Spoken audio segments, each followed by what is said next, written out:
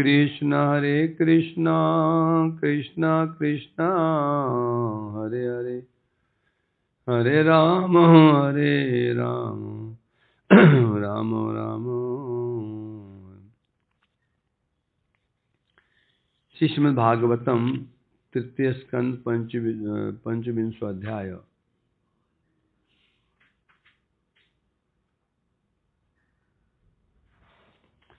तो श्रवण कर रहे हैं हम लोग कपिल देवहूति संवाद। उसमें कल भगवान कपिल देव जी समझा रहे थे, माता तो मात्र एक माध्यम है, उद्देश्य है हम जिस बद्रियों को समझाना। अहम मम अभिमानय उत्थय काम लोभ आदि मलय बीतम यदा मन शुद्धम अदुखम असुखम संगम समम तदा पुरुष आत्मानं केवलम प्रकृते परम निरंतरम स्वज्योति अणिमानम अखंडितम ज्ञान वैराग्य युक्तेन भक्ति युक्तेन च आत्मना परिपश्यति देखता है उदासीनम प्रकृतिं च हत ओजसम।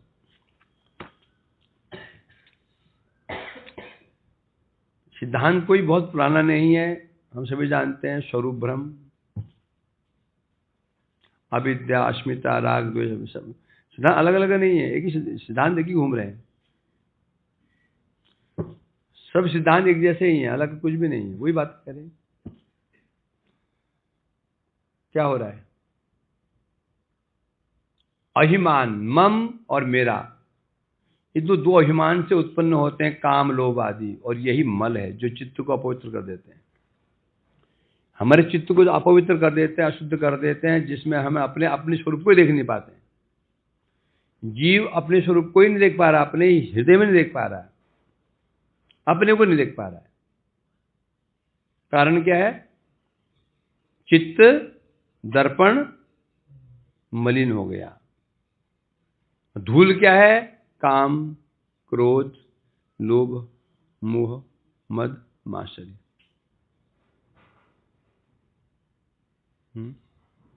बोलते ना, मुझे इतना गुस्सा आता है, कुछ दिखता ही नहीं है। क्या बोलते हैं? मुझे इतना गुस्सा आता है, वो दिखता नहीं है। क्या आंखें बंद कर रखी है? बोलते ना ये, वो काम में अंधा हो गया, कुछ दिखता ही नहीं उसको है। लोभ में अंधा हो गया वो। क्या मतलब? आंखें चली गई उसकी क्या? इतना लोभ बढ़ गया उसे, कुछ अब लोभ के अलावा कुछ दिखता ही नहीं। तो इसे कह रहे हैं यहां पर, तो जो काम क्रोध, जो ये जो मल है, काम क्रोध लोभ मल है, इसके द्वारा चित्त दर्पण हमारा क्या हो चुका है? मलिन हो चुका है। दो अभिमान, मैं और मेरा अभिमान। परंतु जब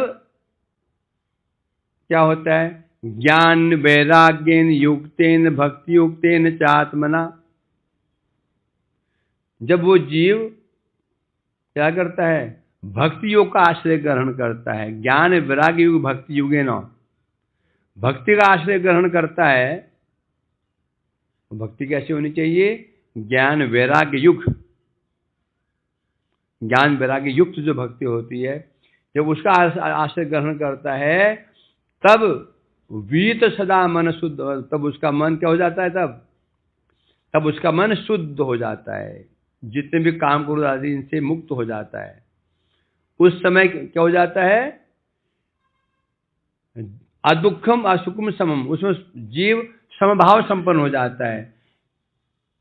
दुखे अनुदिग्न मना, सुख सुख विगति फेरिया, सुख दुख सम्यक्ता लाभा लाभो जया जय। मान अपान तुल्यो तुल्यो मित्र पक्षियों, उसमें ऐसे अवस्था उसको हो जाती है। सुख दुख उसके समान बन जाते हैं, सुख दुख दोनों समान, मान अपान समान, मित्र शत्रु समान। ना मित्र के प्रति उसकी आसक्ति रहती है, ना शत्रु के प्रति द्वेष रहता है। ना सुख के प्रति उसकी अनुरक्ति रहते हैं, दुख के प्रति विरक्ति रहती है। कब होगा ये? जब भक्ति योग का आश्रय ग्रहण करता है, ज्ञान वैराग्य युग भक्ति युग का आश्रय ग्रहण करता है, उस भक्ति के द्वारा जब पहले क्या होगा, उसका अभिमान दूर होगा। पहले चित्त मार्जन नहीं होगा। चित्त तब तो मार्जन नहीं हो सकता जब तक कारण है। चित्त का अपोहृत कारण क्या है? चित्त के अपोहृत कारण क्या है? काम क्रोध आदि, ये तो मल है। इसका कारण क्या है? अहम मम। दूर कैसे होगा? भक्ति के द्वारा। अब भक्ति के द्वारा अहम मम दूर कैसे क्यों हो जाएगा योगेश? भक्ति के द्वारा मैं और मेरा जो है अभिमान दूर कैसे होगा? हाँ, भक्ति का आश्रय ग्रहण करता है भक्ति देवी, उसको उसका जो असली जो मैं और असली जो अभिमान है शुद्ध शरीरगत अभिमान, मैं और मेरा, मैं भगवान का दास हूं, शुद्ध स्वरूपगत ये मैं है, भगवान मेरे हैं, शुद्ध स्वरूपगत मेरा है ये। तो भक्ति देवी, क्योंकि जीव एक जड़ वस्तु, जीव एक चित्त वस्तु है और उसका अभिमान को दूर नहीं कर सकता। जीव एक चित्त वस्तु होने के कारण उसका अभिमान को दूर नहीं कर सकता। अभिमान तो रहेगा उसका, या तो भगवान में रहेगा या माया में। जब तो प्रभु कृपा नहीं होती तो संसार में उसकी मैं माया लगा, मैं शरीर, ये मेरे भाई बंधु। भक्ति का आश्रय ग्रहण करने से उसको जो वास्तव में स्वरूपगत अभिमान जागृत हो जाता है उसका, तो समझ पाता है मैं भगवान का दास और भगवान मेरे, बस इस ना मैं शरीर, ना शरीर संबंधी मेरे, बस खत्म। और जितनी भी जगत में समस्याएं हैं उन समस्याओं का आधार ये शरीर है, शरीर संबंधी व्यक्ति हैं, बस। जैसे यहां हुआ सुख दुख समान, ना सुख के प्रति अनुरक्ति, ना दुख के प्रति विरक्ति, हो गया। पर उदाहरण, एक व्यक्ति तुम बड़े उस पर बड़े आसक्त थे, वो दो दुखी हो जाते, तुम भी दुखी हो जाते, और तुम सुखी हो जाते। अब उसने अब वो होगा, अब न्यूट्रल हो गया वो, अब तुम्हें बातचीत करना बंद कर दिया। अब वो कहीं और मंदिर में चला गया, तुम कहीं चले गए। अब क्या होगा? जब दुख में रहे अब वो दुख नहीं होगा, सुख में रहे सुख नहीं होगा। समझे क्या नहीं? बहुत दिन के बाद मिला आपके पास में, बहुत दिन के बाद ऐसे मिला, तो आते और पूछी दंडोदस्त, एक हाथ जोड़ के निकल गया। हाथ में था फोन, उसका आईफोन था, हाथ में आईफोन था, और घड़ी, वो कौन सी घड़ी, काली क्या पहनते उसको? हाँ, डिजिटल घड़ी पहन रखी है। आते जाते रुका भी नहीं हो, प्रभु दंडवत निकल गया। क्या आपको प्रसन्नता होगी उसे देख करके? गुजर रहे थे बेचारे, फटे हाल कपड़े पहने हुए हैं, कपड़े फटे हुए हैं, मार झोली फटी हुई है, तो क्या तुम्हें दुख होगा? क्यों नहीं होगा? कारण क्या था? पहले क्या था? मुझे आसक्ति हो गई थी, बस खत्म। वैसे अर्थात ना सुखी रहे तो ना सुख मिले उसको, ना दुख मिले उसको। वर्तमान में हमारा भी स्थिति ऐसी है। जब हम समझ जाएंगे हम शरीर नहीं है, और जो जितने व्यक्ति हैं ये, क्योंकि अभी हमारा सुख दुख किसको लेकर के? इस शरीर को लेकर के, शरीर संबंधी व्यक्तियों के प्रति। जब हम समझ गए मैं शरीर नहीं हूं और शरीर संबंधी व्यक्ति मेरे है ही नहीं है, अब शरीर संबंधी व्यक्तियों को कुछ सुख मिले, उनकी लॉटरी निकल जाए, कुछ भी मिल जाए, क्या हमें सुख होगा? नहीं होगा। पहले क्या था, वो जानते मेरे भाई के 99% मार्क्स आए, तेरे कितने आए? छोड़ना उसको, मैं तो फेल हो गया, क्या हुआ? मैं तो फेल हो गया, भाई के 90% मार्क्स आए, जानता है? जानते मेरे भाई के पास BMW, तेरे पास क्या साइकिल? बस साइकिल है ना, तो भाई के पास तो है ना। होता नहीं होता संसार में ऐसा? उसके बाद वो उसको सुखी देखते तो हम अपने आप सुखी हो जाते हैं। जगत की रीति है ना। तो उसी प्रकार से जब जीव समझ जाता है न मैं शरीर, न शरीर संबंधी व्यक्ति मेरा एक ही है भगवान, मैं उनका उपवास। अब जड़िए जितने भी सुख दुख थे समाप्त, न सुख से विरक्ति, न दुख से अनुरक्ति,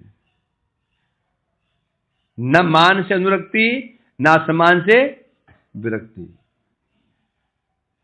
न सम्मान की इच्छा, न सम्मान का डर, न सुख की इच्छा, न दुखों का डर। इसलिए कहते हैं यहां पर अदुखम असुखम समम। होता है, हुआ कैसे होगा? वैराग ज्ञान वैराग्य युक्त भक्ति योगेन च आत्मना। जब ज्ञान वैराग भक्ति के द्वारा जब उसका आत्मना, जब वो शुद्ध हो जाता है, उस मन शुद्ध हो जाता है, तब परिपश्यतु आत्मना, तब अपनी आत्मा को देखता है। जब तो हृदय में धूल जमे देख नहीं पा रहा, अपने आप को देख नहीं पा रहा है, सब अपने आप को जगह व्यक्ति समझ बैठा हुआ है, मैं दुखी हूं, मैं सुखी हूं, मैं बूढ़ा हूं, मैं रोगी हूं, ये देख रहा है। जैसे ही उसके धूल समाप्त हो जाती है भक्ति के द्वारा, कैसे होगा ये? भक्ति युक्तेन, जब भक्ति युक्त हो जाता है, आत्मना परिपश्यति आत्मानं परिपश्यति, तो आत्मा अपने को देख पाता है। परंतु क्या देखता है? मैं कैसा हूं? क्या देखता है? मैं कैसा हूं? प्रकृति परम, तब देखता है मैं माया से परे हूं, मैं जड़ नहीं हूं, जब मैं जड़ से मेरे को संबंध ही नहीं है, परे हूं। निरंतरम परम स्वयं ज्योति, तब देख पाता है जो आत्मा, जो मेरा जो स्वरूप वास्तव में क्या है? निरंतरम है, असुखम दुखम निरंतरम। तो वो बोल सकता है प्रभु जी, कभी कभी मेरा भी ऐसे होता है, मैं दुख सुख की में चिंता नहीं रहती, अपान करता है चिंता नहीं रहती, सुख की इच्छा नहीं होती, कभी ऐसा होता है। परंतु शर्त क्या है? निरंतरम होना चाहिए। कोई कह सकता नहीं मुझे तो सम्मान की इच्छा नहीं है, असम्मान का डर भी नहीं है। शब्द है निरंतरम होना चाहिए, अर्थात निरंतर क्यों बोला? ये कब होगा? देहद्वय व्यवधान शून्यम, जब तक दो व्यवधान है हमारे अंदर, हमारे शरीर में, हमारे जो शुद्ध आत्मा है, बाहर दो व्यवधान है, दो कवर हैं, स्थूल देह और सूक्ष्म देह। जब तक ये नष्ट नहीं होंगे निरंतरम नहीं आएगा। हमें देखो ना, कभी हमें बड़ा सुख मिलता है,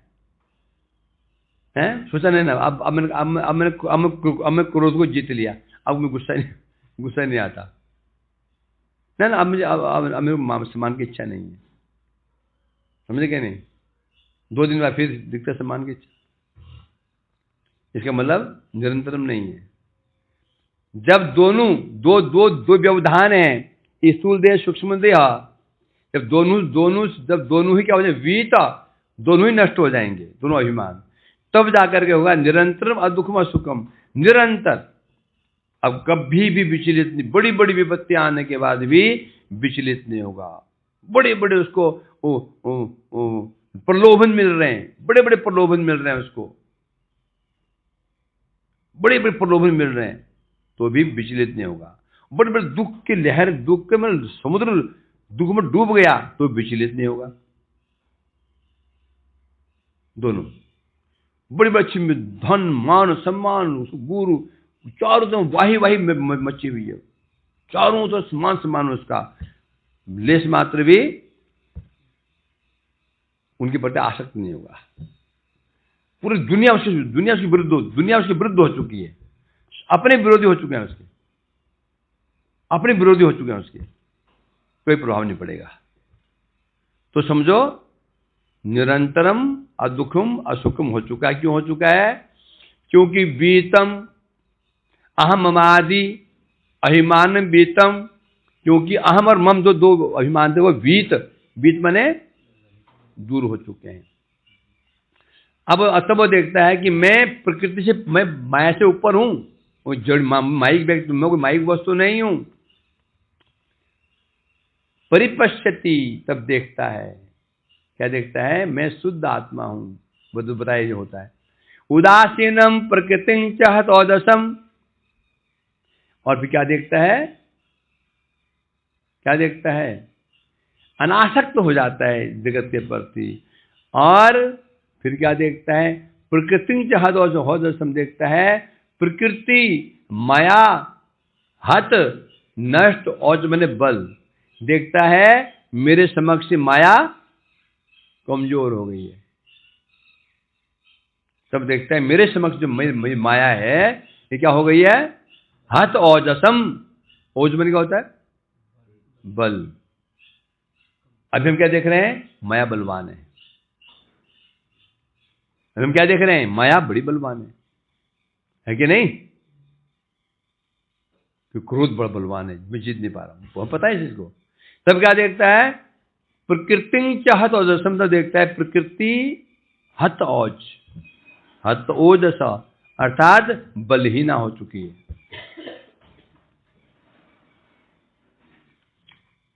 अर्थात जो ये अविद्या क्षीण हो गई है।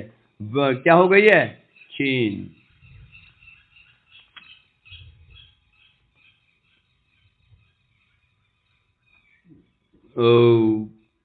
टीका में कह रहे हैं ज्ञान और योगेरो मोचकत्व श्री भक्ति देवी साहचर्य। ज्ञान और योग ये मोचक कैसे हो सकते हैं? ज्ञान और योग के द्वारा जीव माया से मुक्त कैसे हो सकता है? ये जो होता है तो कैसे? क्या? ज्ञान वैराग्य युक्तेन भक्ति युक्तेन च, ज्ञान और वैराग्य सामर्थ्य नहीं है कि किसी को माया से मुक्त कर दे, चित्त शुद्ध कर दे, मैं मेरा अभिमान को नष्ट कर दे, संभव नहीं है। परंतु कर सकता है कैसे? भक्ति देवी साहचर्य, भक्ति देवी की सहायता से ही कर सकता है? वीतंग मतलब क्या होता है?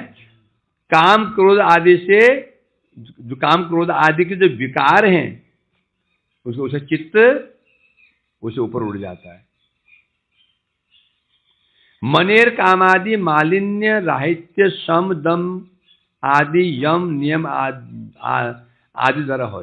अब यहां बता रहे हैं मनेर काम आदि मालिन्य राहित्य, मन में जो काम क्रोध आदि जो मल हैं,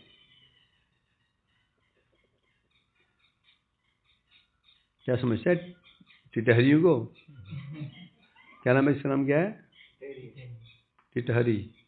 टेंटे करते रहते। बोलो क्यों घूम रही है बताओ? नहीं, आसपास के उसने ना अंडे दे रखे हैं, कहीं डिम दे, कहीं आसपास दे रखा उन्होंने, ऐसे देती कोई कोने में। अब वो कुत्ते घूम रहे होंगे, है कोई आज क्या? है ना? इसलिए परेशान है, सब परेशान है। संसार में जो भी है वो सब परेशान। इंसान सबसे परेशान। हाँ, परेशान सभी हैं, इंसान सबसे ज्यादा परेशान। हमारे बगल में बिल्डिंग के पीछे ना एक वो महाकाल का वो बनाया है, झोपड़ी टाइप का। सुबह 3:30 बजे गाना चला रहे थे, रात को 11 बजे तक। वो ब्रजवासी हो रहे हैं, वो क्या उल्टा पड़ेगा उसमें थोड़ा स्टाइल। अगर हम जैसे डायरेक्ट बोलेंगे ना तो ब्रजवासी को आप जानते हो वो ऐसे टपके पड़ेगा। कहाँ पर कहाँ बन गए? हमारे बिल्डिंग के जस्ट। अच्छा, सुबह आज तो 3:30 बजे और वो ही फिल्मी धुन में भजन जी का था, लेकिन हाँ। फिल्मी धुन में था और इतना जोर से, मतलब बहुत जोर से। हिंदी गाने मूवी से और वो भी वो ना 11:30 बजे हाँ डीजे वाला है। थोड़ा काम के खिलाफ मैंने विंडो बंद करने के बाद भी आवाज आ रही थी, फिर मैंने दरवाजा बंद कर दिया और दरवाजा कर दिया तो भी आवाज आ रही है। अब पाठ कर लें भी।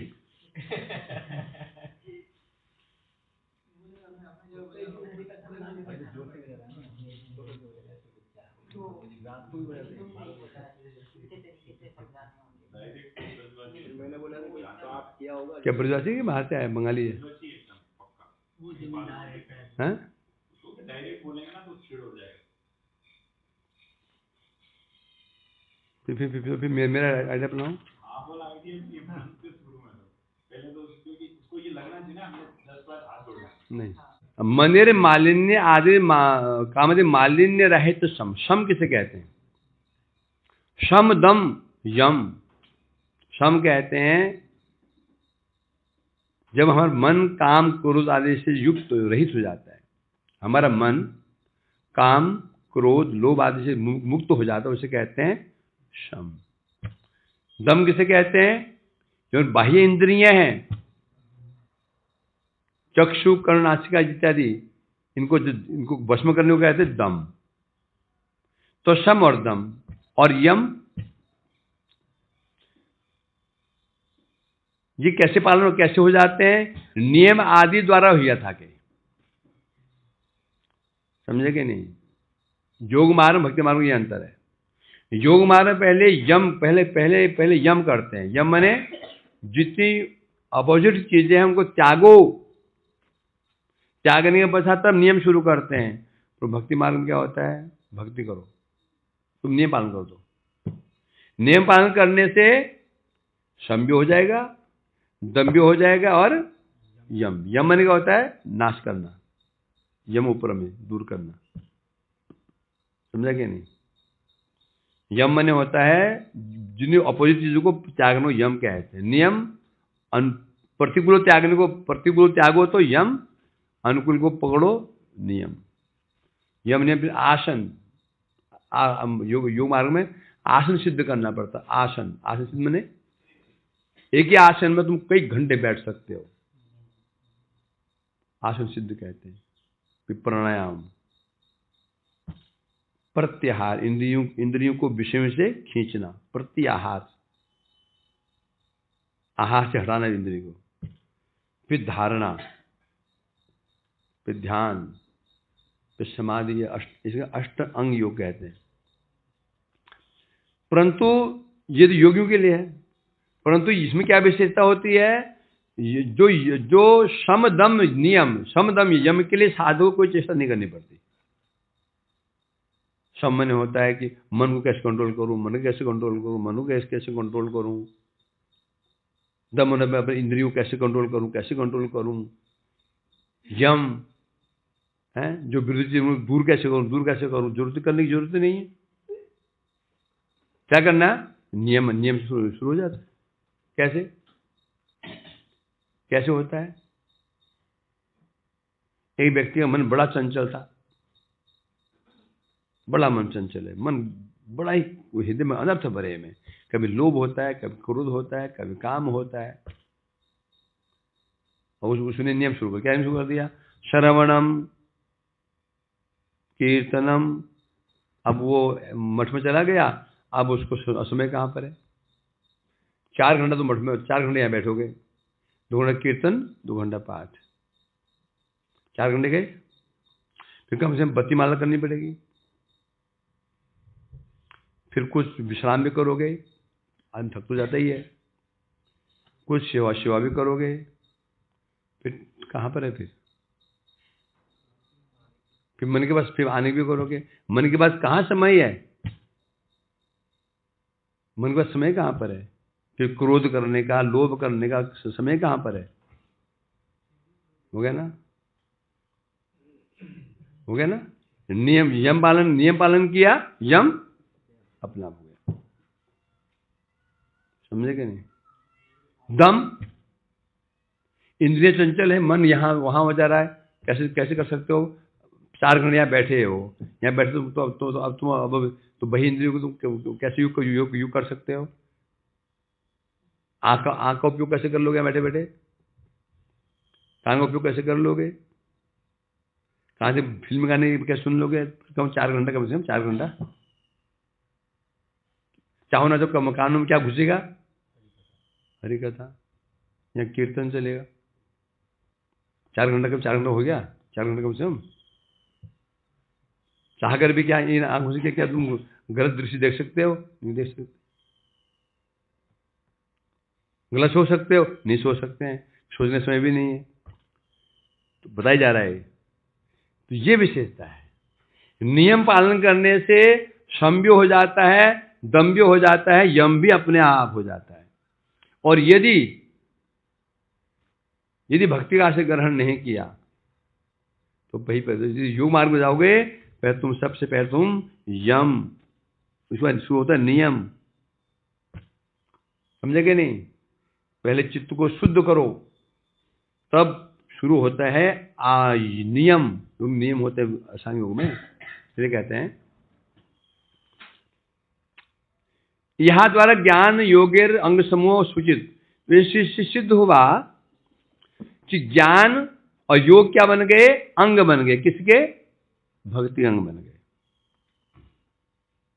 यम नियम किसका कार्य है? ये ज्ञान या योग का। मन को दमन करना, मन को शांत, मन को वश में करना, दमन करना, नियम, ये किसके अंग है? ये या ज्ञान के अंग है या योग के अंग है? और भक्ति करने से हो रहा है, क्या मानना पड़ेगा? ज्ञान योग, तो ज्ञान और योग क्या है? फिर भक्ति के अंग है। हो ही नहीं सकता। यदि भक्ति अंग नहीं तो कैसे हो जाएगा ये? तो सिद्धों का ज्ञान योग भक्ति का अंग है, क्यों? फल मिल रहा है। इसे कह रहे हैं यहां पर शुद्धिर ज्ञापकत्व। अब हम कैसे समझेंगे कि अब हमारा चित्त या किसी का चित्त, साधक का चित्त क्या हो गया? शम दम आदि से मुक्त हो गया, शुद्ध हो गया है। कैसे समझेंगे? क्या समझोगे? तो बता रहा हूं, उसका लक्षण है अदुखम असुखम समम। अदुख असुख, ना सुख ना दुख, ना सुख ना दुख, ना सुख होगा ना दुख होगा, सम व्यवहार। तो समझो क्या हुआ? तो समझो क्या हुआ? इसका चित्त शुद्ध हो चुका, काम क्रोध आदि जो मल थे वह नष्ट हो चुके हैं। ये लक्षण है उसका। अर्थात जखन चित्त सुख दुखे निरासक्त हो या पवित्र चित्त है, जब चित्त सुख दुख से क्या, सुख और दुख दोनों से ही अनासक्त हो जाता है। सुख से भी अनासक्त और दुख से भी अनासक्त। ना सुख के प्रति आसक्ति, ना दुख के प्रति आसक्ति। दुख के प्रति आसक्ति होती क्या? सुख में आसक्ति, दुख में आसक्ति होते क्या? होते ना। दुख दूर कैसे हो? दुख दूर कैसे जो आसक्ति है, तो उस समय बता रहे हैं सुख दुख दोनों से अनासक्त हो जाता है। और तो हो गए पवित्र चित्त, उसका चित्त क्या हो जाता है? सुख दुख के प्रति अनासक्त हो जाता है। न सुख के स्प्रिया, न दुख, न सुख के स्प्रिया, न दुख की चिंता, न दुख आने पर दुखेशु अनुद्विग्न बना, सुखेशु विगत स्प्रिया, वेद राग भय क्रोध इस दिन में उच्चते। हमारे चित्त को चंचल कौन करता है? क्रोध, राग, द्वेष। राग द्वेष हमारे चित्त को चंचल, बुद्धि को चंचल कर देता है। करता नहीं करता है? राग और द्वेष सब आ गया, राग द्वेष अभिनिवेश सब आ गया। ये चित्त को चंचल ये करते हैं।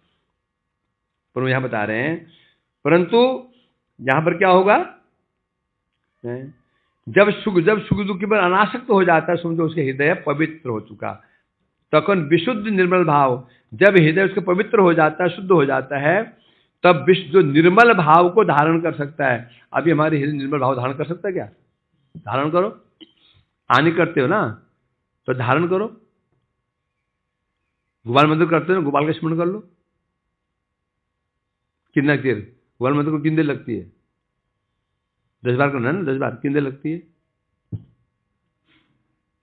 कितने सेकंड लगते हैं? उतने सेकंड के लिए कर लो। हृदय में गोपाल जी का ध्यान आ जाए, गौरव का ध्यान आ जाए, कर देख लो कितना आता है। 10 बार जब ना, बस 10 बार, उतने में नहीं हो पाता है। होता है करने जाओगे ज्यादा तो नींद आ जाएगी, ज्यादा करोगे, चेष्टा करोगे तो नींद आ जाएगी। तो कारण क्या है? चित्त क्या है? मलिन चित्त है। ये मलिन चित्त होने के कारण निर्मल भाव धारण नहीं कर पा रहा है। और परंतु जब भक्ति के द्वारा चित्त शुद्ध हो जाता है, निर्मल हो जाता है, तखन पुरुष बोलते जीव। या पुरुष कहने से, या पुरुष तो किसका कहा गया ना, पुरुषम आत्मानम केवलम, तब वो पुरुषम आत्मानम प्रकृति परम, तब वो पुरुष को देखता है प्रकृति से परे, माया से परे। यहाँ पुरुष कहने से यहाँ पर भगवान नहीं, जीव। जीव भी प्रकृति से परे है और भगवान भी जीव प्रकृति से परे है। दोनों प्रकृति से अतीत हैं, भगवान और जीव दोनों ही, है ना। तो यहां पर लिया गया है जीव के, बोल कैसे?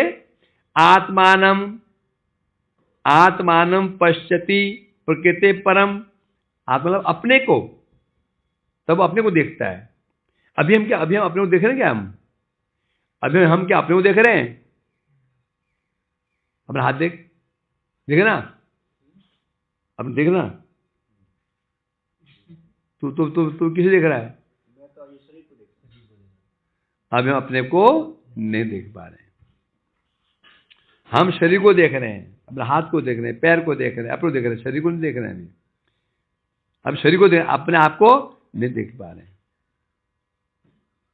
और यही समस्याओं का कारण है। जब तक हम अपने को नहीं देखेंगे, शरीर को देखेंगे, तो सब दुख भी आएगा, सुख भी आएगा, क्रोध भी, काम भी सब आएगा। तो तब क्या कहता है वो? आत्मानम, अपने को क्या देखता है? प्रकृति परे। और क्या देखता है? अविद्या से पृथक, मैं अविद्या से अलग हूं, माया से ऊपर हूं। मैं माया की वस्तु नहीं हूं। तब वो जान पाता अपने आप को। निरंतरम कहने से, निरंतरम है, कॉन्टिन्यू। अर्थात कब होगा ये? स्थूल देह जो 2 व्यवधान है, 2 व्यवधान दूर हो गए तो ही होगा ये। 2 व्यवधान दूर नहीं है तो ऐसा लगेगा, कभी लगेगा नहीं मैं तो मुक्त हो चुका हूं अभी। अब मैं क्रोध भी नहीं है, लोभ भी नहीं है, और निद्रा भी त्याग दी है, और मैं अब मुक्त हो गया, समझोगे ऐसा। परंतु निरंतर नहीं होगा। ये 2 व्यवधान यदि हैं तो संभव नहीं है। इसलिए समझो निरंतर होगा, दोनों व्यवधान उसके नष्ट हो चुके हैं। और अपने को देखता है, क्या देख रहा है? मैं माया से परे हूं, दोनों जो अभिमान से मुक्त हो चुका हूं, और मैं स्वयं ज्योति मतलब अनावित प्रकाश, मैं एक प्रकाश स्वरूप, मैं ज्ञान स्वरूप हूं। मैं कोई बद्ध जीव, मैं कोई अज्ञानी पुरुष नहीं हूं। मैं ज्ञानी व्यक्ति, मैं ज्ञानी हूं, तत्व ज्ञान में वो है। और क्या देखता है? अणिमानम। हम क्या देख रहे हैं? मेरा 5.5 फुट हाइट है, मोटाई है 3 फुट। देखते ना, क्या देखता है? क्या देखता है? अणिमानम। अर्थ अपना कहते हैं अति सूक्ष्म देखता है। तो जीव सूक्ष्म है क्या? ये तो मैं कहा ना, सूक्ष्म सूक्ष्माणाम अहम अप्यहम जीव। गीता में कहा था ना, सूक्ष्म वस्तुओं में जीव हूं, सूक्ष्म वस्तुओं में जीव हूं। तो जीव इतना सा है क्या? छोटा सा कहा ना। बालाग्र शतभागस्य सदा कल्पितस्य तो है भागो जीव से विज्ञेय अनंत्याय कल्पते, कहा ना। एक केस के अग्रभाग इतना सा होता है, शॉर्ट टुकड़े किए गए, उसका एक भाग उतना जीव है, और संख्या में अनंत। तो क्या हुआ, क्या आ गया, क्या बोल रहे हैं?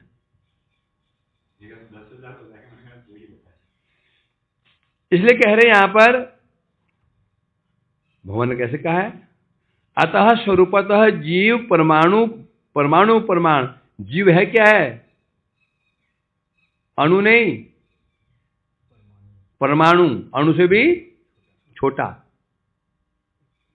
दो अणु मिलते हैं तो एक परमाणु बनता है, दो अणु बनता है, दो अणु, तीन अणु तरस रेणु, तब तरस बनता है, किरणात्मक किरण, ये इसे कहते तरस रेणु।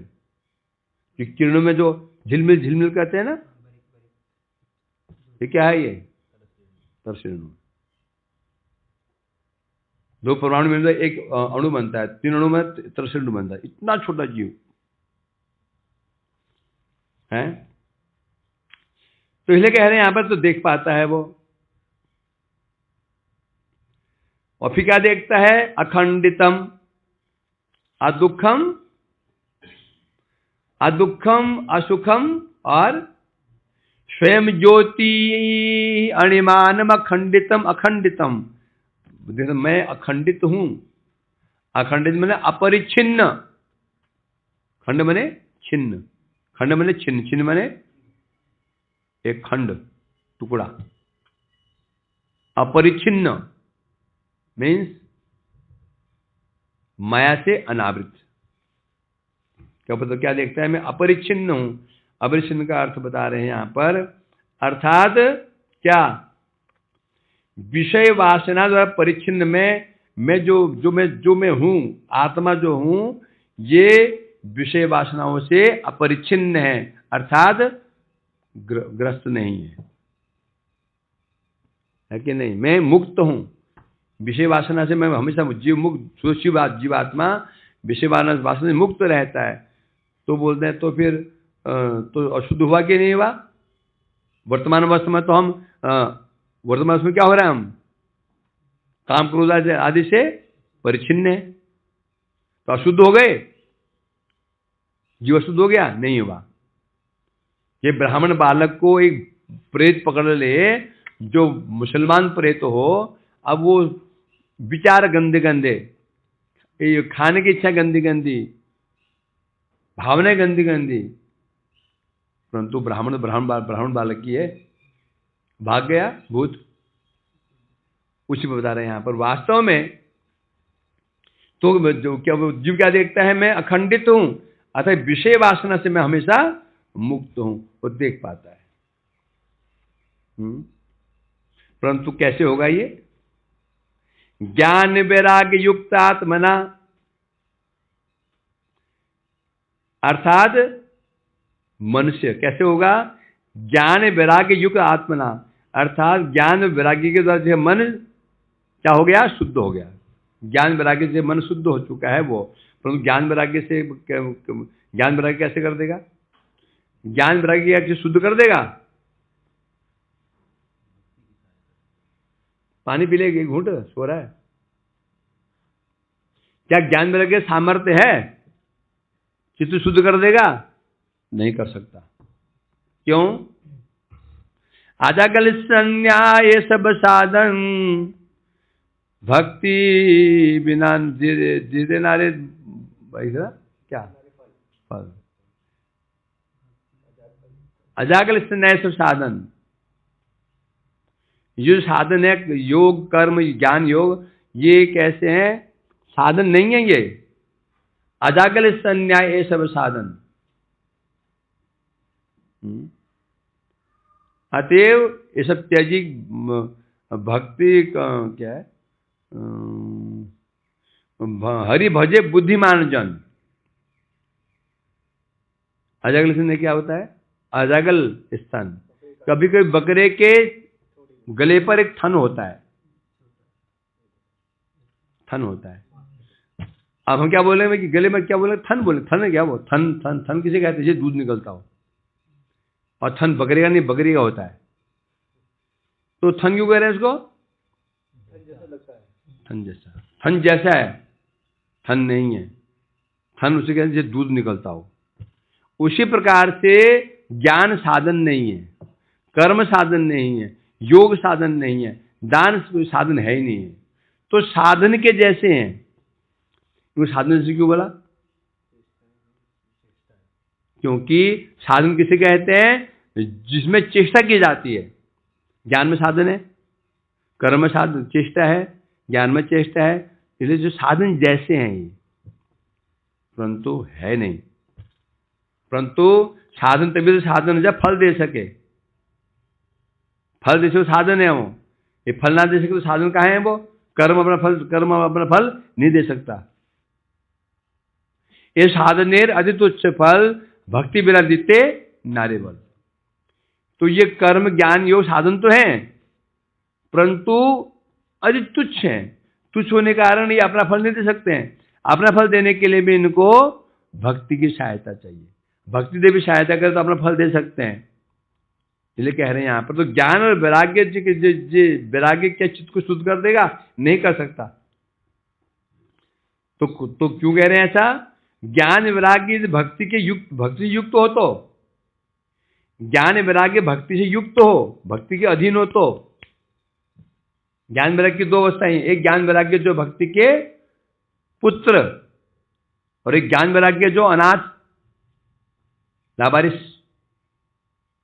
क्या अंतर पता है, एक पुत्र, एक व्यक्ति बच्चा लावारिस है, और एक बच्चा माता पिता के अनुगत्य में रहता है। अंदर क्या होगा,